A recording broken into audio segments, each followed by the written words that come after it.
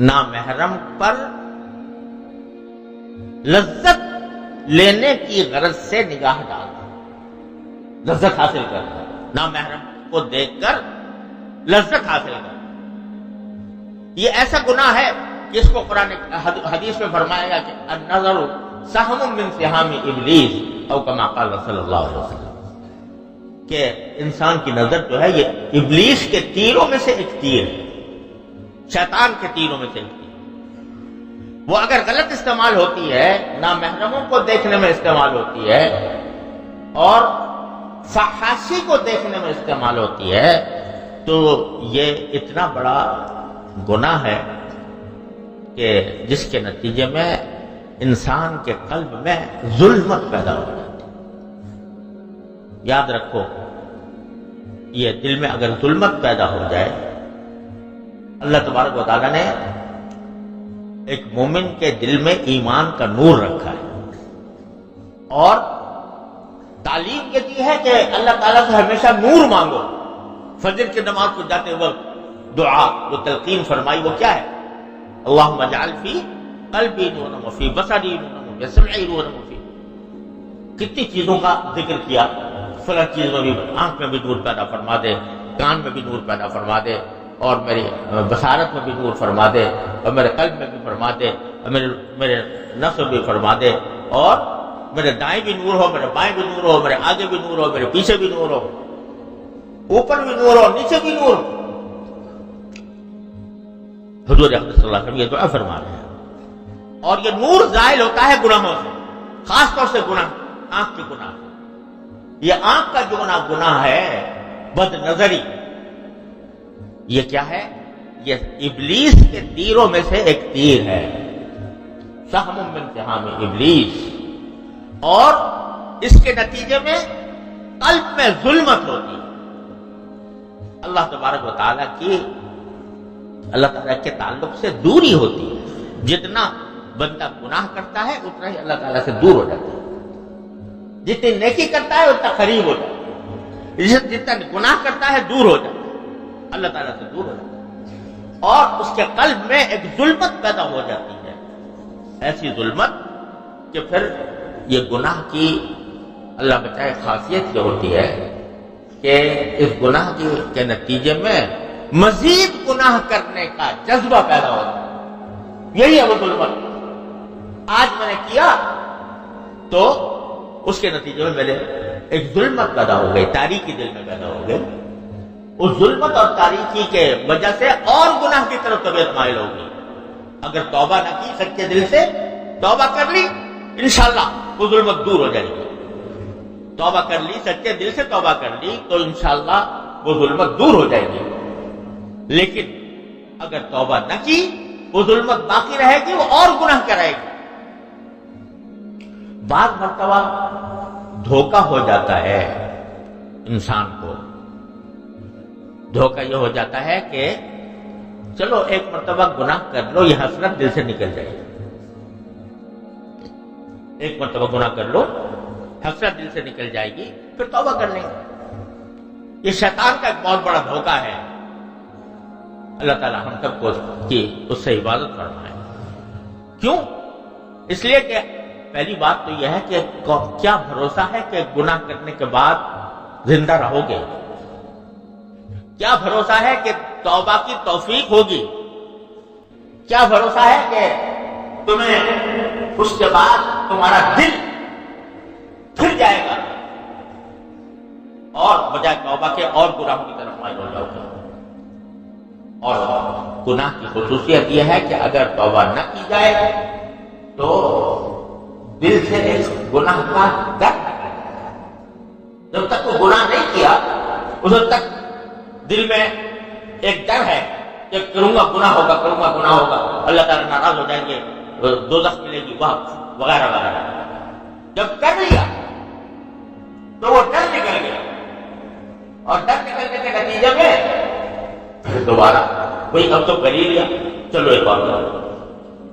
اس کے نتیجے میں آدمی بڑھتا چلا جاتا ہے، بڑھتا چلا جاتا ہے۔ اور خوب سمجھ لو، میری یہ بات یاد رکھنا کہ گناہ اگر آدمی اپنے نفس کی خواہشات کو دبائے دبانے کے بجائے نفس کے پیچھے چل پڑے، نفسانی خواہشات کے پیچھے چل پڑے، تو یہ پیاس کبھی ختم بجھتی نہیں ہے.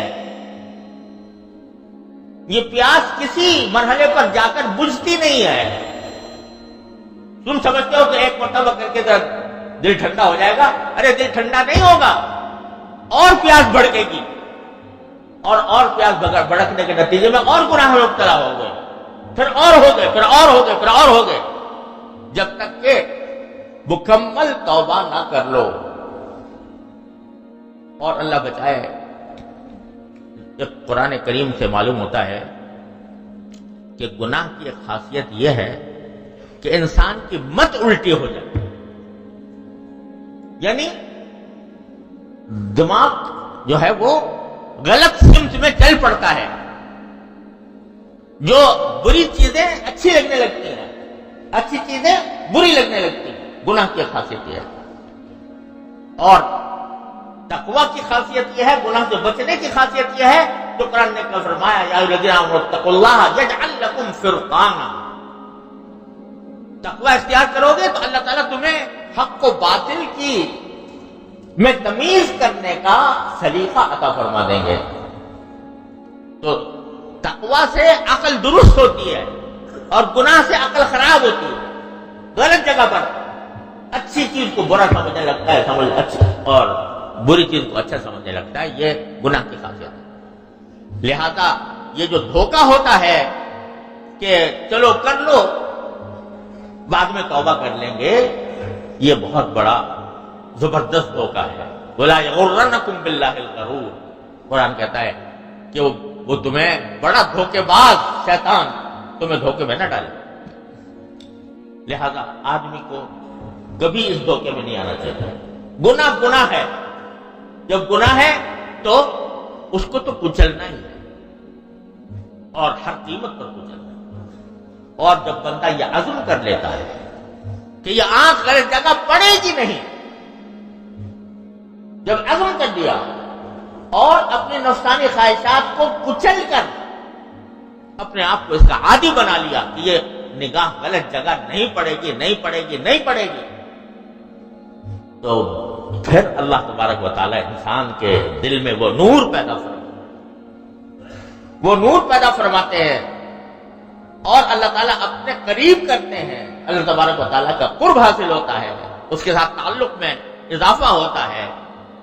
جب اللہ تعالیٰ فرماتے ہیں جب میرے بندے نے میری خاطر، میری رضا کی خاطر، میرے حکم کی وجہ سے اپنی نفسانی خواہشات کو کچلا اور نفسانی خواہشات سے اپنے آپ کو بچایا، تو اب میں اس کے دل میں بیٹھوں گا، اب میں اس کو اپنا قرب عطا کروں گا، اب یہ میرا محبوب بنے گا، اب یہ میرا مقرب بنے گا. اللہ تبارک و تعالیٰ پھر اس کو مقرب بناتے ہیں. چنانچہ فرمایا گیا کہ جب کوئی شخص نظر اپنی ہٹا لے، کسی ناجائز چیز سے ہٹا لے اللہ تبارک و تعالیٰ کی خاطر، تو اللہ تعالیٰ اس کو ایسا نور عطا فرماتے ہیں کہ اس کے آگے گناہ کی لذت ہیچ در ہیچ. مگر کام کیا کرنا پڑے گا؟ تھوڑی سی اپنے اوپر سختی کرنی ہوگی، مشقت ڈالنی ہوگی. آدمی سوچتا ہے کہ بھئی ہماری نگاہ کو تو پناہ ہی نہیں ملتی، ایسا ماحول میں ہم پیدا ہوئے ہیں. تو ہمارے حضرت فرمایا کرتے تھے کہ یہ بات جو تم اپنے دل میں کہتے ہو یا دوسرے سے کہتے ہو کہ بھئی پیدا ہی ہم اگر صحابہ کے دور میں پیدا ہوئے ہوتے تو ہم بچا لیتے اپنے آپ کو. وہ تقویٰ کا دور تھا، وہ طہارت کا دور تھا. آج تو چاروں طرف گناہوں کے شعلے بھڑک رہے ہیں، اس میں کیسے بچائیں اپنے آپ؟ تو ہمارے حضرت فرماتے تھے کہ اگر تم یہ بات اللہ میاں سے کہو بجائے دوسروں سے کہنے کے، اللہ میاں سے کہو یا اللہ چاروں طرف گناہوں کا بازار گرم ہے، چاروں طرف معصیتوں کے شعلے بھڑک رہے ہیں، اللہ میں اکیلا ہوں، اے اللہ میں اپنے آپ کو کیسے بچاؤں؟ آپ اپنے فضل و کرم سے مجھے بچنے کی توفیق عطا فرما دیجئے. یا اللہ مجھے بچا لیجئے. یا اللہ یہ سارا جو آگ بھڑکی ہوئی ہے اس آگ کو آپ ہی ٹھنڈا کر سکتے ہیں۔ آپ نے ابراہیم خلیل اللہ علیہ السلام کے لیے آگ کو ٹھنڈا کر دیا تھا، تو اللہ میرے لیے بھی، مجھے بھی بچا لیجیے۔ اس سے اللہ تعالیٰ سے مانگو تو صحیح۔ کیوں کہا اللہ تعالیٰ نے اللہ علی کل شیء قدیر؟ اللہ تعالیٰ ہر چیز پر قادر ہے، کیوں فرمایا؟ اس لیے فرمایا کہ تم اس کی قدرت کے حوالے سے مانگو، اس سے مانگو۔ اے اللہ، میں تو قدرت نہیں رکھتا، میرے اندر تو اتنی جان نہیں ہے، میرے اندر اتنی قوت نہیں ہے کہ میں اپنی نفسانی خواہشات کے خلاف کام کروں اور ان نفسانی خواہشات کو کچلوں، لیکن آپ ہر چیز پر قادر ہیں۔ تو اللہ مجھے اپنی قدرت کاملہ سے اس ماحول کی تاریکیوں سے مجھے بچا لے، یہ آگ جو چاروں طرف بھڑک رہی ہے اس سے مجھے بچا لے۔ تو یقیناً ہو نہیں سکتا کہ اللہ تعالیٰ تمہیں نہ بچائے، اور اگر کبھی مبتلا ہوگے تو یقیناً توبہ کی توفیق ہوگی، یقیناً توبہ کی توفیق ہوگی۔ جب تم نے ان کو پکار لیا تو اللہ تعالیٰ کی طرف سے ضرور توفیق ہوگی۔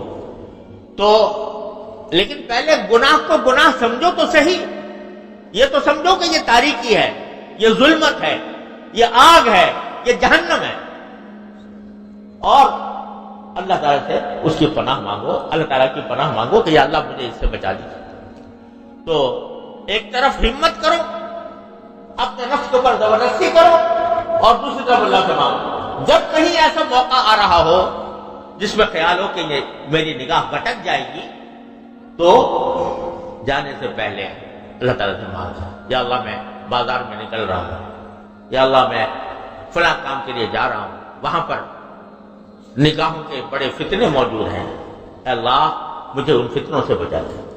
مانگ کے جاؤ، اللہ تعالیٰ سے مانگ کے جاؤ۔ اب اگر فرض کرو کچھ فرض کرو، اول تو اللہ تعالیٰ بچا لیں گے انشاءاللہ، لیکن اگر پھر مبتلا ہو گئے کسی وجہ سے، تو توبہ کی توفیق ہوگی، ضرور ہوگی، ضرور ہوگی اللہ تبارک و تعالیٰ کی طرف سے۔ جب تم اللہ کے حوالے کر کے گئے اور اپنی طرف سے پوری کوشش کی اور اپنے نفس پر مشقت ڈالنے کا پورا عزم کیا، اور پھر بھی مبتلا ہو گئے، تو اللہ جل جلالہ کی طرف سے توبہ کی توفیق ضرور ہوگی۔ اور اگر اس طرح ڈھیلا چھوڑ دیا کہ کوئی ذرا چکھ لو مزہ اور پھر بعد میں کر لیں گے توبہ، تو اللہ بچائے پھر اس میں بڑھتے بڑھتے بڑھتے بڑھتے پھر توبہ کی توفیق ہونا بھی مشکل، اللہ بچائے۔ جو کچھ سنا گیا اللہ اس پر عمل کرنے والا اور آگے لوگوں تک پہنچانے والا بنائے۔ مزید اصلاحی بیانات کے لیے ہمارا یوٹیوب چینل ایمان و یقین کو سبسکرائب کریں۔ جزاک اللہ۔